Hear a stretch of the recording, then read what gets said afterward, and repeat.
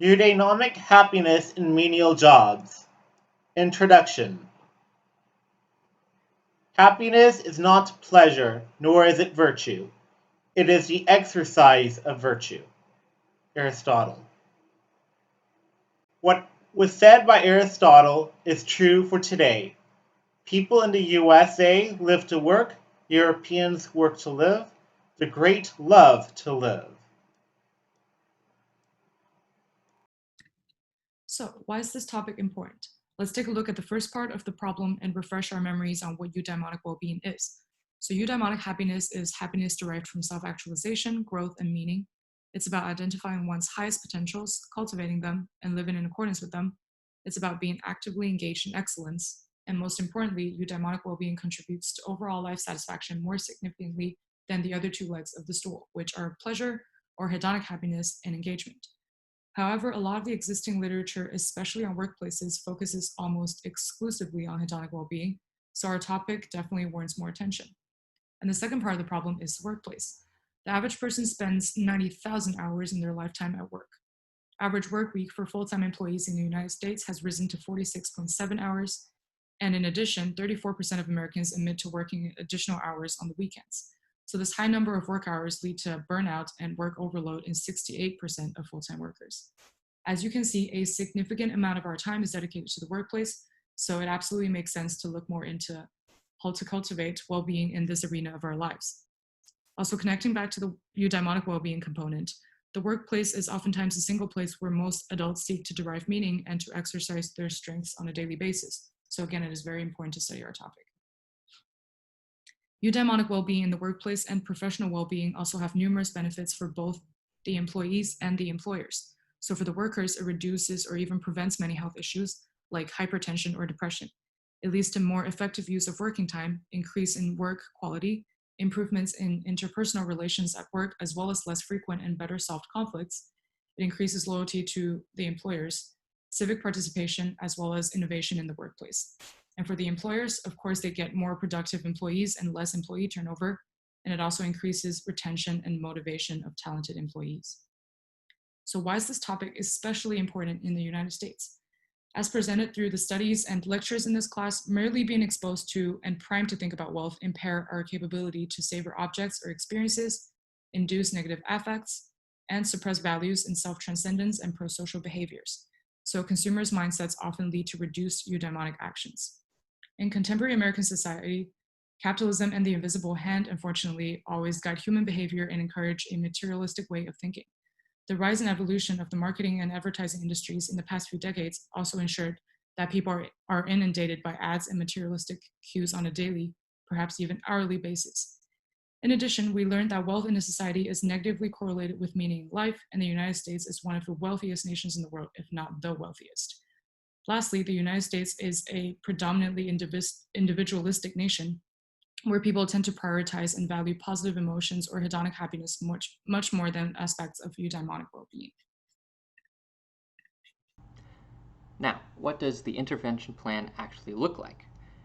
So the main piece of this overall puzzle is going to be employees spending 5 or so minutes at the end of their shift evaluating the workday, writing a short report. And that's going to be based on what they liked and didn't like, and it's also importantly going to be setting goals for the next day and evaluating whether or not they fulfilled the goals that they had for that current workday. Now these reports are going to be sent to a third-party mediator who are going to review these journals, ideally with the help of some kind of software that's going to highlight any demonstrations of negative affectivity.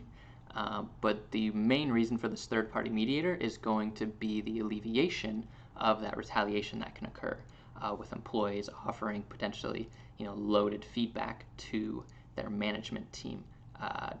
That's likely going to end up in some kind of retaliation, and we just really want to avoid that and potentially allow the employees to offer feedback and criticisms anonymously if they see fit. The journals will be focused on building up employee signature strengths and offer, again, an avenue to address and voice some of their concerns. This on its own is going to increase the mindfulness of the employees, especially concerning their signature strengths and what they are strong at, and what if they focus on it will end up bringing them more fulfillment. So when they do tasks that they enjoy / play to their strengths, that's going to increase their performance and ideally increase their levels of overall fulfillment in the job. And then if their concerns are actually addressed, that can increase employee morale and performance as well. So this overall plan is going to be broken down into 2 phases. The first being the real introduction to the management staff.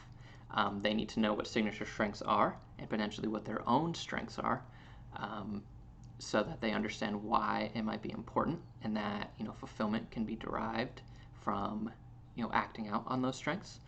The employees are going to be writing daily reports, so they need to know that that's going to take 5 minutes at the end of their shifts. Additionally, it's going to be someone on the management team's task to review other stores' reports, again, ideally with the help of some software, to potentially provide feedback to that other store if there's anything concerning on there, or potentially just to affirm what it is that they're doing. And this step is going to have a huge emphasis on just communicating that this is going to greatly increase productivity and reduce turnover. And, that's what every management team really wants. It's just a matter of whether or not it's worth the effort and the time. So convincing them that it is worth the effort and the time, because, financially it will, increase profit margins in the long run. And current employees who are already on staff, are also going to be introduced to signature strengths and, the idea of writing in their daily journals, or just those reports, focusing on, identifying goals and then, evaluating whether or not they met those goals. So additionally, they can focus on what they like / dislike about certain tasks, and that can be, kind of an indicator for whoever's evaluating these reports, whether or not that task is a good fit for that employee, or if it's going to end up decreasing their performance overall.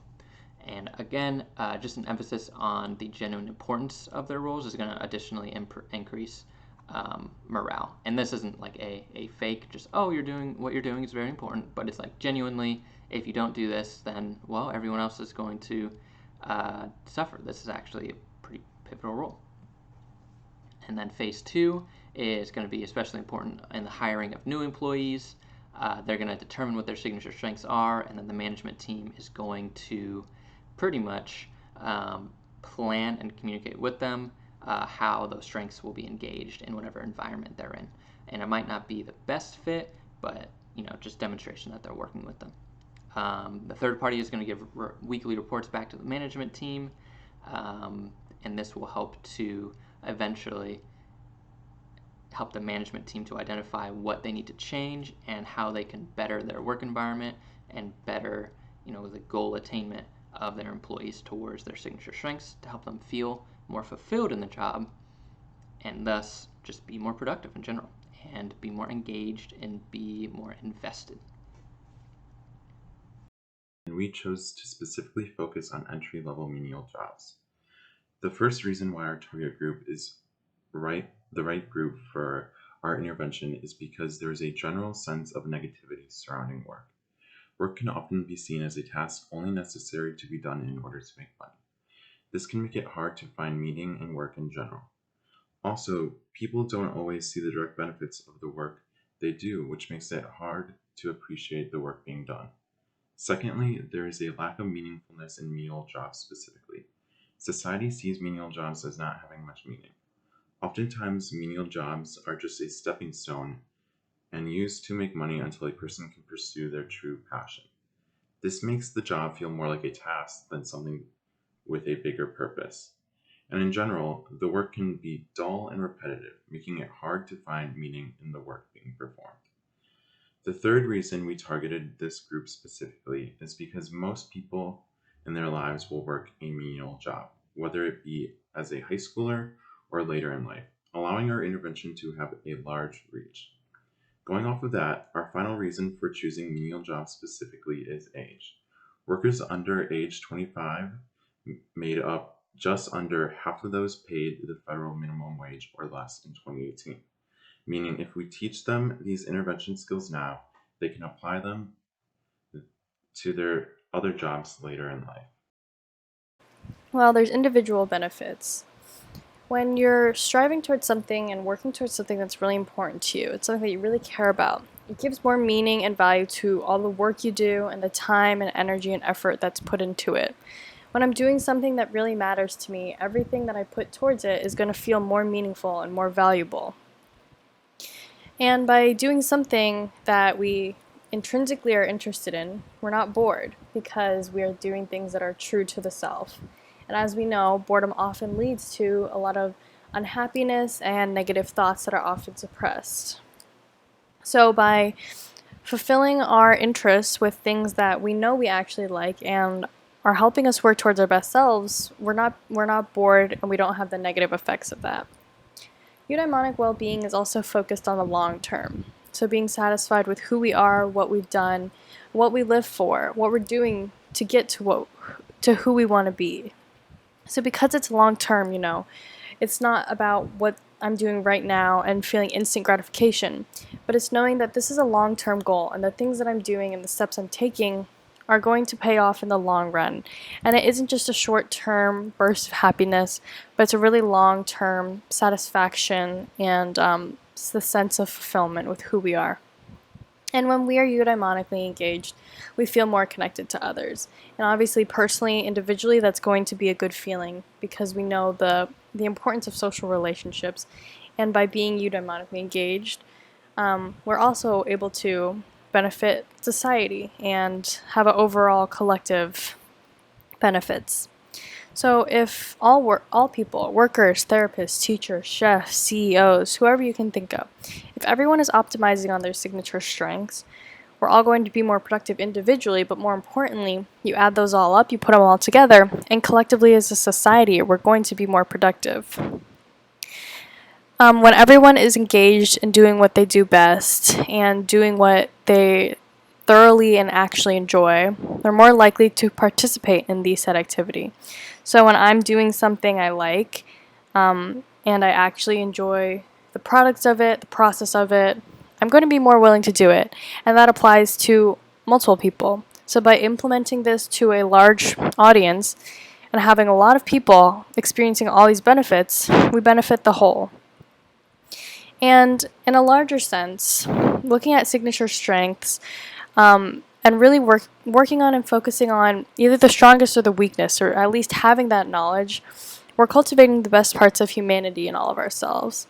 So in the grand scheme of things, as the human race, all of us are working together to pull out and to work on and to really highlight all the best parts of humanity.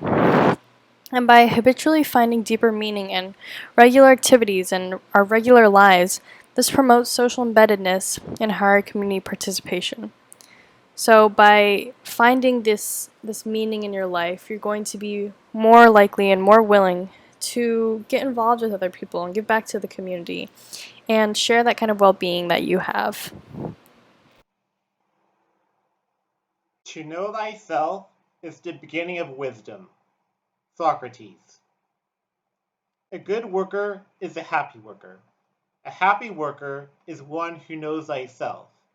Knowing who thy truly is will place someone on the track to figuring out who they are. With the track in mind, one isn't stuck in a vortex of repetition, a state which fosters anger, hostility, and greed. When one has a goal, or is developing a goal, one will know that the menial job isn't forever.